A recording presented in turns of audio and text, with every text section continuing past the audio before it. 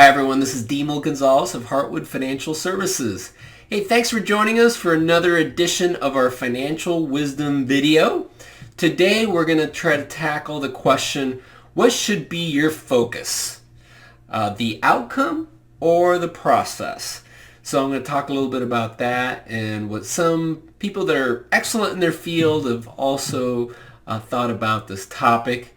And I also wanted to explain real quick why I have Machu Picchu in the background here. This is a place that I've always wanted to go. And so I'll use this analogy through my explanation of what to focus on. Hope you guys enjoy. Now, of course, before you choose a plan and really get into the process, I would argue probably one of the first things that you ought to do is to pray about it and just ask for the good Lord to give you some wisdom and help you choose your steps very carefully. There's this great scripture verse here that says, "Commit to the Lord whatever you do, and He will establish your plans." Good old Proverbs 16:3. There's a lot of good stuff in there. So first step is to commit to the Lord. On this slide, I'd like to make the argument of why the process is actually more important than the outcome. Just to clear the air, I want to go to Machu Picchu, but I don't think Krista's super excited about this idea. Apparently involves lots of hiking through many, many miles of rough terrain and elevation. But anyways, as you can see here, I have three basic points. You can't reach a destination without a roadmap. It's very important to have it mapped out. So if I go to Machu Picchu, we should probably know where we're going to drive up to get things started and how treacherous the hike is, what kind of shoes to have, what kind of clothing to wear, water, so on and so forth, and have it all mapped out of how we're going to get there. And that process is very, very important. It can actually be rather enjoyable as well. Focus on the moment. I think when we're constantly thinking about, okay, all the beautiful things that I'm going to see when I get there, we may miss out on some of the beautiful things that we see on the way there. And oftentimes that can even be better.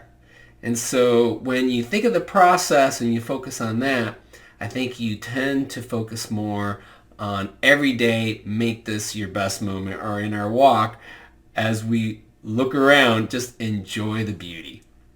The last piece is understanding that it's okay to reevaluate. In other words, you might make a mistake. In fact, you will make a mistake, right? You might make a wrong turn. You might trip over a rock, hurt your ankle. I've had a few people do that before. So you need to, reevaluate when that happens and get a chance to correct a mistake. Learn from it so you don't do it again. Again, if you're completely just focused on where you're going, it's when you make a mistake, you almost get thrown off and it just derails you. And so when you're focusing on the process, you're going to understand there will be some mistakes and you're going to correct them and learn from them. And that will just help you be a better person in that process and probably get you to your outcome even faster. So that's the irony, right? So I can get to Machu Picchu a lot quicker with probably a lot less stress. Well, don't just take it from me. There's some smart people out there that are very good at what they do. I got an example here of Nick Saban. Now, some of you may not like him, especially you Georgia dogs. But you do have to admit that he's a pretty darn good college coach.